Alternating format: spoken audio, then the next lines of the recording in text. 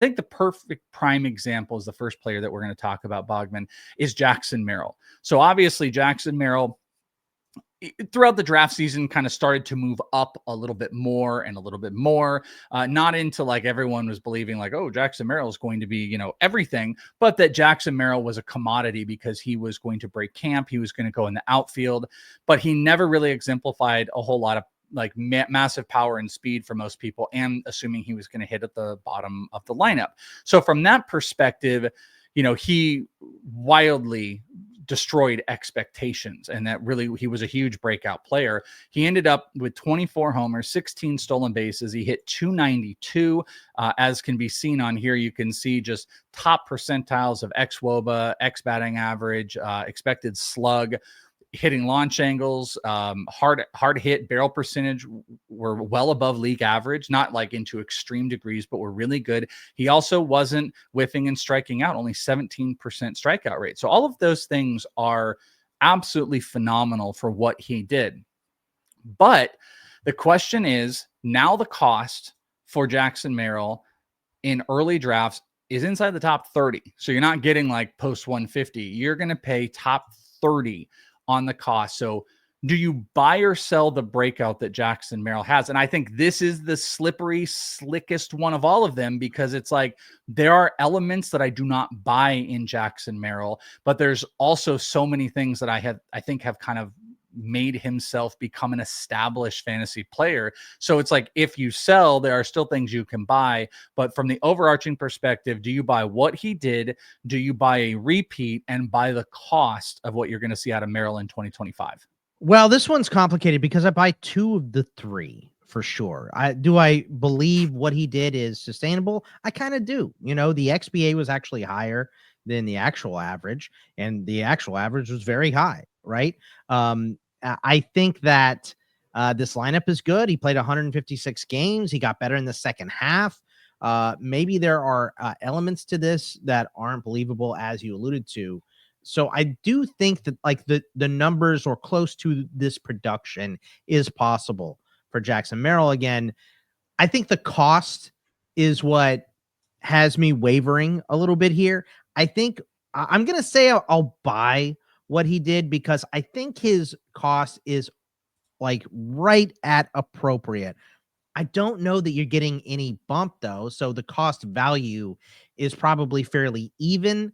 But at like, you know, Ketel Marte, I'm looking since December 1st, right? Ketel Marte is 28 and Jackson Merrill is 29.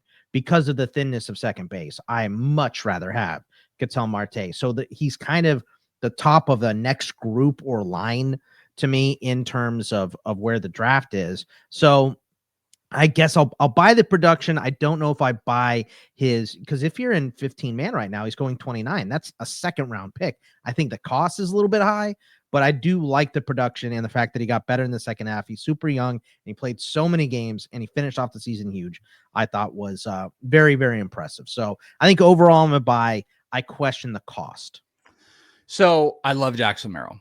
It's my guy. You know, like I've got I should pull it out for sometimes. I have the autograph of him I had bet on him rookie of the year. He put his odds on the autograph. Like, he's a great dude, great player. I've been kind of a defender of him for a long time, that I really thought he was going to be able to become a viable fantasy player. To your last point though, that's maybe my biggest sticking point is the breakout of what he did and where he was at worth the cost. And I think the cost is too high. I'm out on Jackson Merrill as a top 30 overall player. And there's so many things that are great on this sheet as you look. I mean, like there's quality of contact across the board. He doesn't strike out. I love those elements of him. But some things that stick out to me: absolutely demolished on fastballs this year. 17 of his total homers came against fastballs. He was clutch. He was clutch as clutch can be. So one thing I think that's going to happen is you're going to have some pitch mix changes that are going to be in store for him. And I think that's pretty key here as well.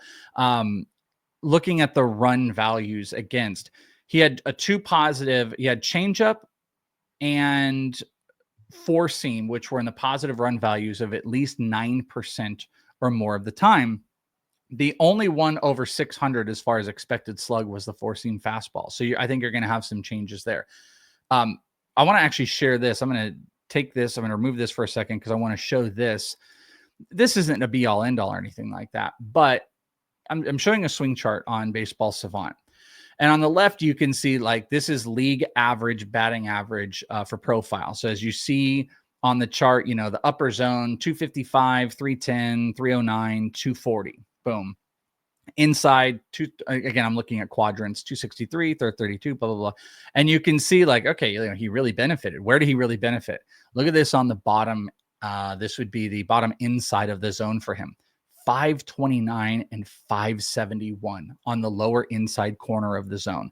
Right above that, 405 and 467. Destroyed middle of the zone stuff. So what are you going to change if you're a pitcher? You're going to stop throwing him stuff low in the zone. And why? You're going to start throwing him up in the zone. And here's the thing that stands out to me a little bit. Right there, Boggs. I don't know if you can see my cursor. You see this right here? Mm-hmm. 0.071. You know what that is? That's the Corbin Carroll zone.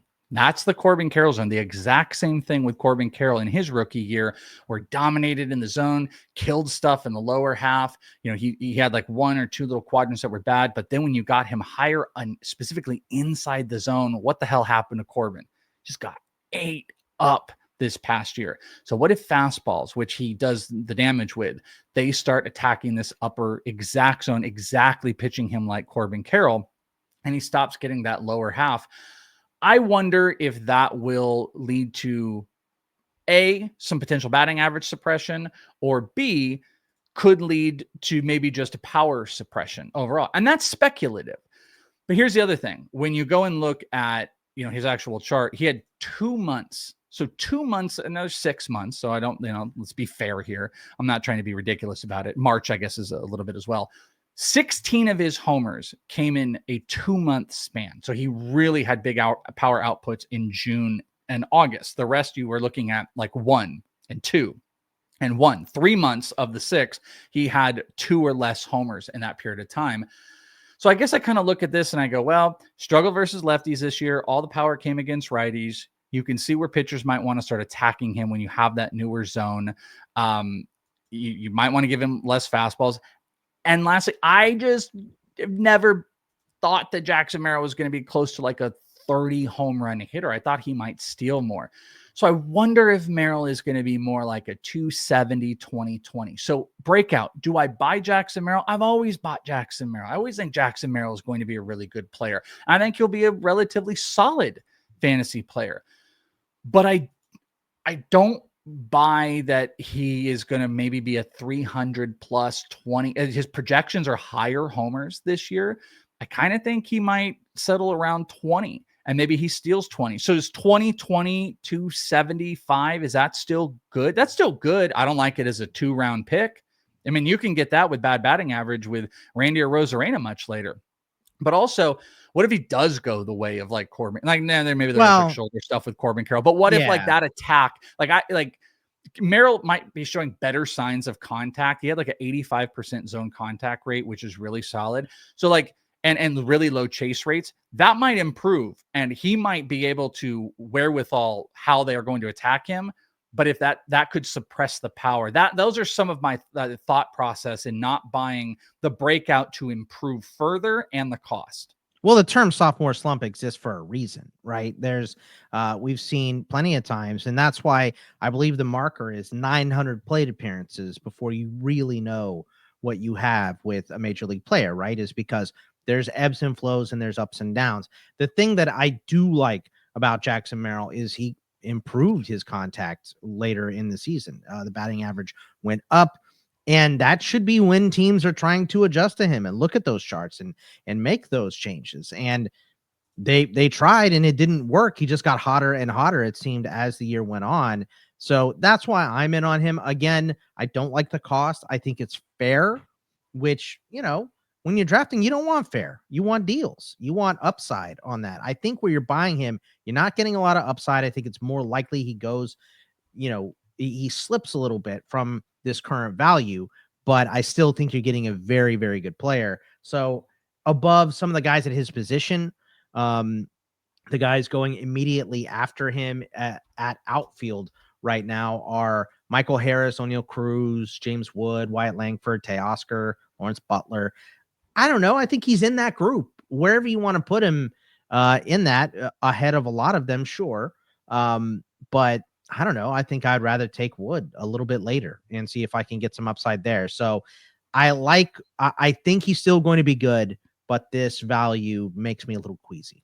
Yeah, and I hate to be the major pickups, like picking on him, because a couple things, last things I want to mention, comparing rookie years, Merrill had a significantly better barrel percentage, a better launch angle. He hit the ball harder and he struck out less. Now, what works against him is he's a low walk guy. He had a under 5% walk rate, which is really, really low.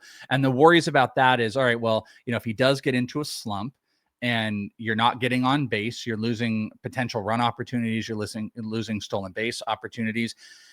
And frankly, like, Merrill's profile across the board does just look better and more sustainable than a guy like Corbin Carroll. I just wonder. Yeah. Well, and again, it's just like expected batting average, like better, launch angle better. Then Corbin had was a little bit more like pure raw power.